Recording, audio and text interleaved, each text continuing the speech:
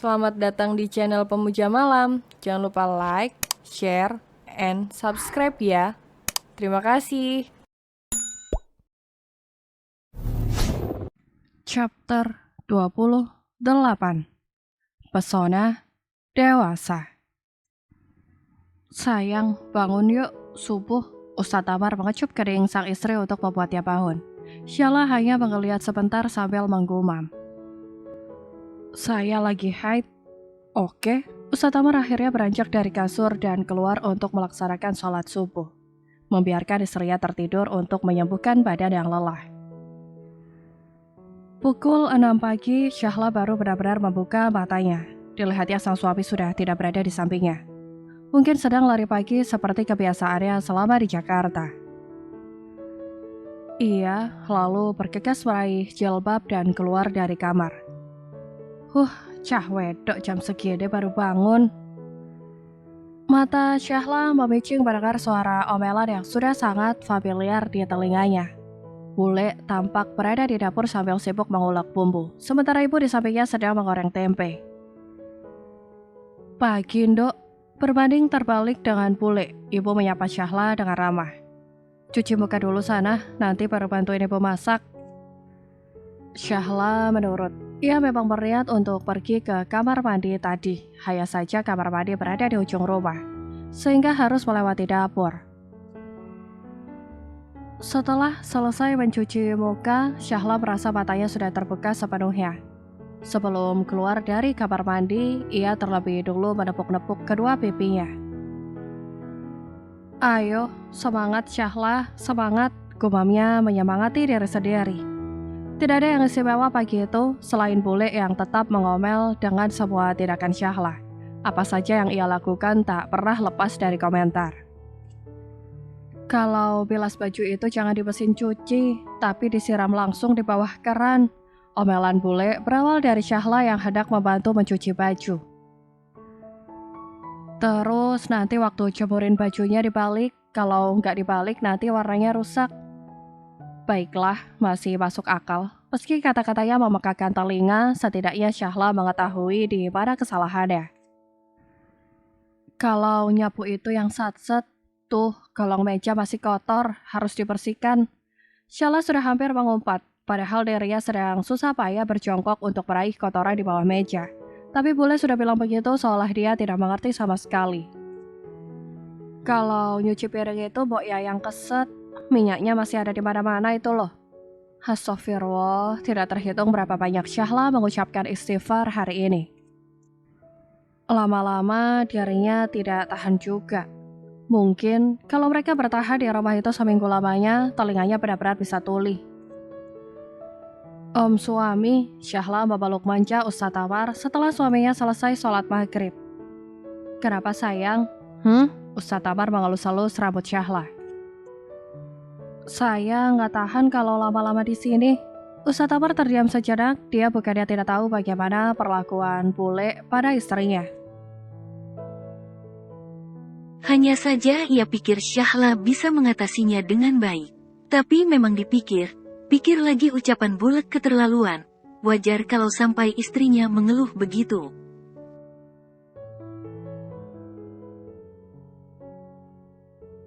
Kalau begitu besok kita langsung ke Al-Raudah saja ya. Syahla tak menyangka suaminya akan memberi penawaran itu. Meski ia berkata seperti itu, sebenarnya niatnya hanya ingin mengeluh saja.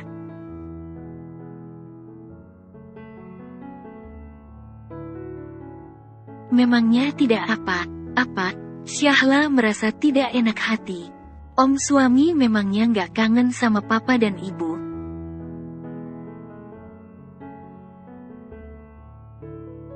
Sebenarnya saya kan sejak dulu tinggalnya sama mama.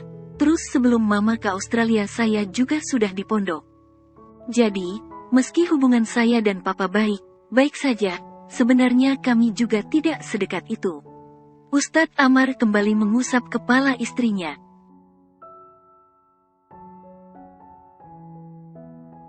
Kalau istri tidak nyaman ada di sini, saya nggak apa-apa kok kalau pulang lebih cepat dari jadwal kita. Tapi, Syahla menggigit bibirnya ragu.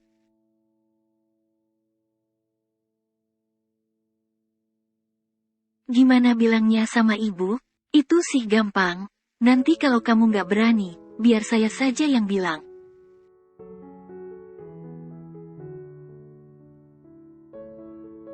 Syahla menggelengkan kepalanya. Tetap saja, saya harus bilang sendiri.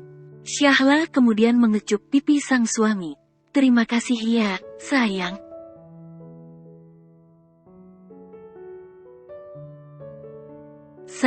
Sama, Ustadz Amar sudah mencuri kesempatan untuk mencium bibir istrinya. Coba kalau kamu lagi nggak haid.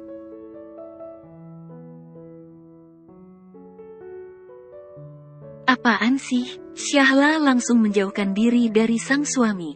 Udah, saya mau bilang dulu ke ibu.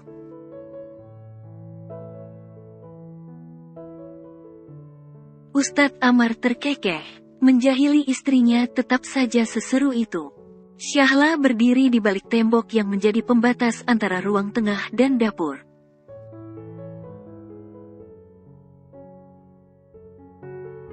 Ada ibu, Bulek, dan Simbah yang duduk di sana. Mulut Syahla berusaha menghafalkan kata yang ia jadikan alasan kepulangannya besok.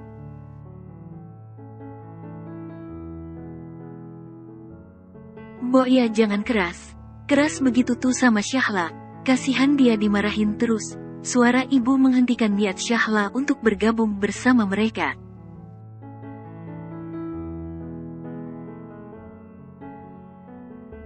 Aku nggak bermaksud begitu mbak, itu refleks aku lakukan setiap melihat dia.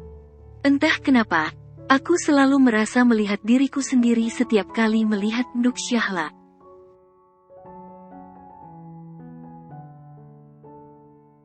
Suara Bulek terdengar menjawab dengan lirih. Ya, tapi nggak begitu juga caranya. Syahla itu nggak tahu apa, masa kamu lampiaskan kemarahanmu sama Syahla?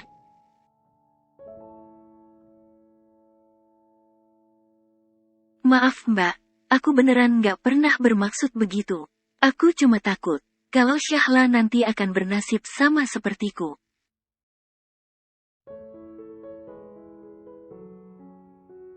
Suara Bulek terdengar menahan tangis.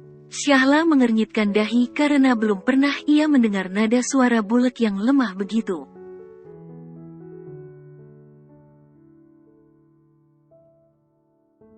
Dulu, aku juga menikah ketika umurku masih muda. Aku belum bisa apa, dan selalu dimarahi sama mertuaku. Dulu aku menganggapnya cerewet, rusuh sekali menggangguku setiap hari. Aku diomeli kalau masak sedikit nggak bisa, bersih nggak becus.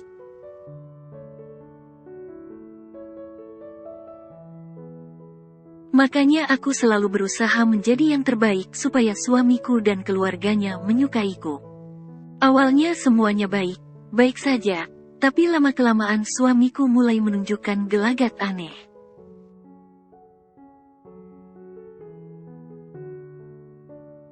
Dia sering pulang terlambat, menolak untuk makan di rumah, dan selalu berangkat kerja pagi buta. Aku pikir itu hal yang wajar, mungkin kantornya sedang sibuk. Tapi ternyata aku menemukan fakta kalau dia sudah lama menjalin hubungan dengan wanita lain.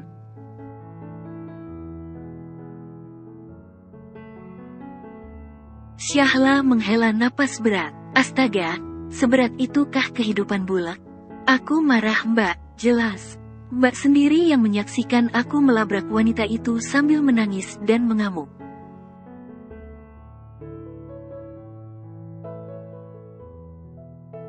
Mbak juga ingatkan, apa kata suamiku waktu itu? Katanya aku tidak becus jadi istri. Katanya masakanku tidak seenak buatan selingkuhannya. Katanya aku tidak bisa memuaskan keinginan dia.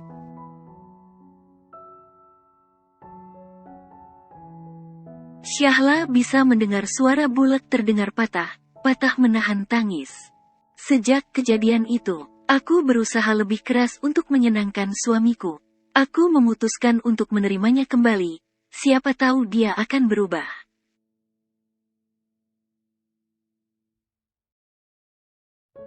Nyatanya, 5 tahun yang lalu, dia memutuskan untuk pergi bersama perempuan itu. Makanya aku tidak ingin Syahla mengalami hal yang sama, Mbak.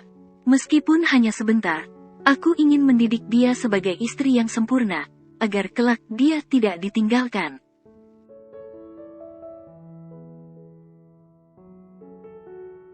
Meskipun aku tahu Amar adalah lelaki yang baik, makanya dulu aku selalu getol menjodohkan dia dengan Karim. Tapi, tetap saja, trauma masa laluku membuat aku terlalu keras pada Syahla.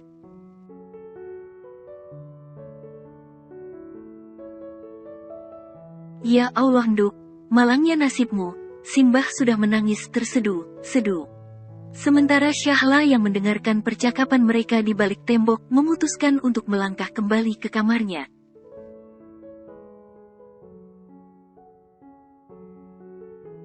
Sudah, loh, kenapa nangis? Ustadz Amar yang melihat kedatangan istrinya dengan air mata yang mengalir di pipi segera bangkit dari posisi tidurnya.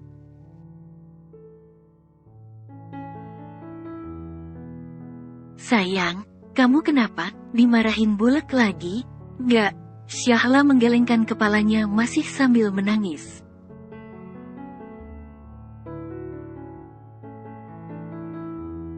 Om suami janji gak akan ninggalin saya, kan? Hah, Ustadz Amar bingung karena pertanyaan itu muncul begitu saja.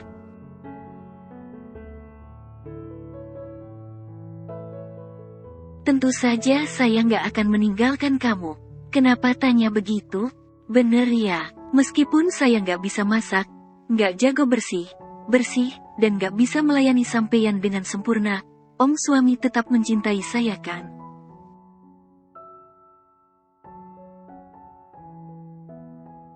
Iya sayang, iya, saya janji.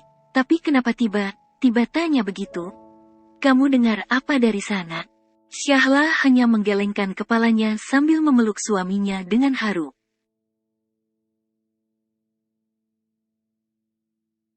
Kita jangan pulang dulu ya. Saya nggak apa-apa kok bertahan sampai 5 hari lagi. Ustadz Amar membalas pelukan istrinya dengan erat. Meskipun masih kebingungan, dia mengangguk saja. Apapun itu, asalkan bisa membuat Syahla bahagia, dia akan menurutinya.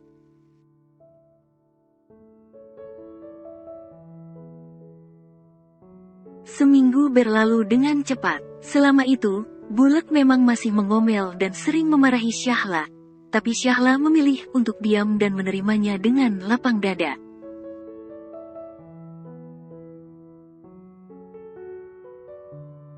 Lagi pula 1 minggu bukan waktu yang panjang, jadi dia memutuskan untuk tidak membesarkan masalah.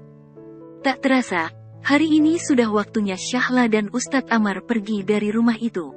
Sebelum pergi, mereka berpamitan dengan seluruh orang rumah.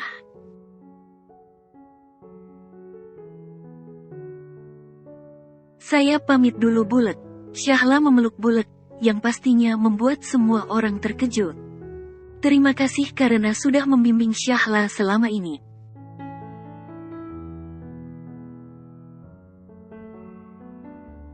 Bulek awalnya hanya mampu mengedipkan matanya dengan cepat saking terkejutnya. Namun, ia kemudian membalas pelukan Syahla dengan erat.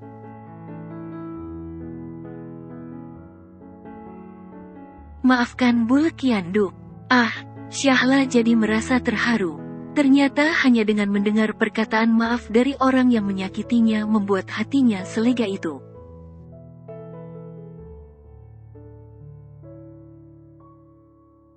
Saya juga minta maaf karena sering membuat Bulek marah.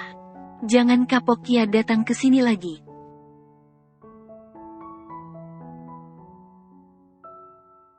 Tidak akan, Bulek. Saya akan datang lagi. Syahla tersenyum lembut. Setelah berpamitan, ia dan Ustadz Amar kemudian pergi dengan menggunakan taksi.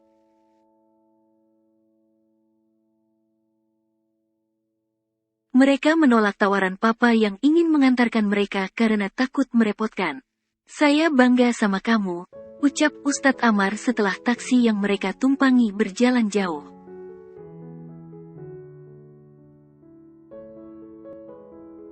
Kamu bisa memaafkan Bulek yang sering memarahi kamu.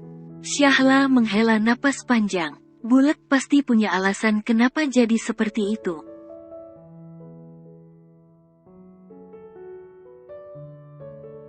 Kadangkala kita hanya melihat seseorang dari luarnya saja, tanpa mengetahui sudah berapa banyak pil pahit yang dia telan sepanjang hidupnya.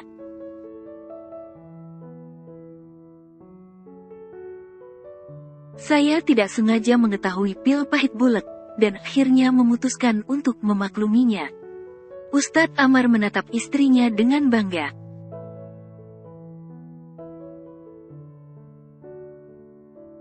Saya rasa, kamu jadi lebih dewasa sekarang. Oh iya, Syahla menangkup kedua pipinya yang terasa panas.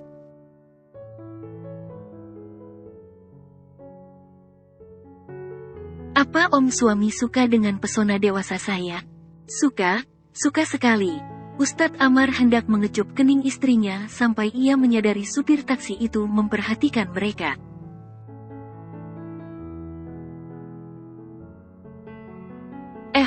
Supir taksi merasa salah tingkah karena ketahuan menguping. Maaf, saya kira kalian itu om dan keponakan.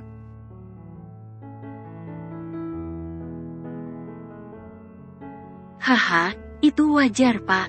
Jarak umur kami berdua memang lumayan jauh, Ustadz Amar menjawab canggung. Oh, pantesan, soalnya kelihatan istrinya masih kecil banget.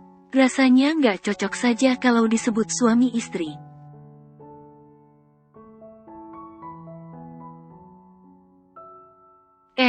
Pak, jangan sembarangan bicara, ya. Saya ini sudah dewasa, sudah kuliah, lagian suami saya ini masih muda, masih 20-an.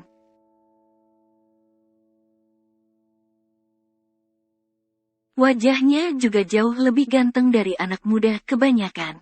Mungkin malah lebih ganteng dari anak bapak, semprot Syahla kesal.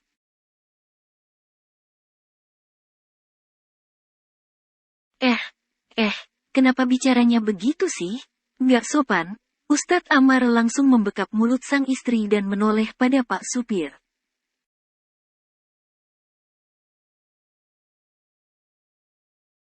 Maafkan istri saya ya Pak. Untungnya, berkat semprotan Syahla, Pak Supir memilih diam sepanjang perjalanan dan tidak mengomentari mereka lagi.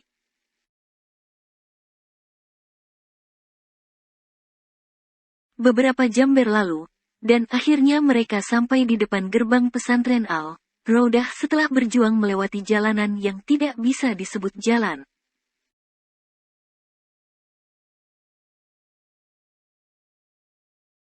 Sepertinya pemimpin daerah itu sengaja membuat program jalan dengan 1000 lubang untuk melatih daya tahan tubuh masyarakatnya.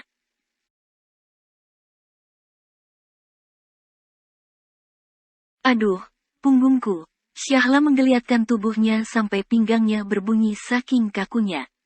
Sementara Ustadz Amar langsung membuka bagasi mobil dan mengeluarkan barang bawaan mereka.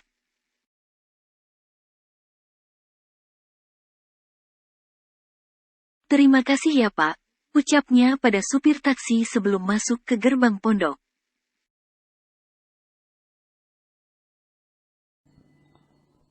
Bersambung.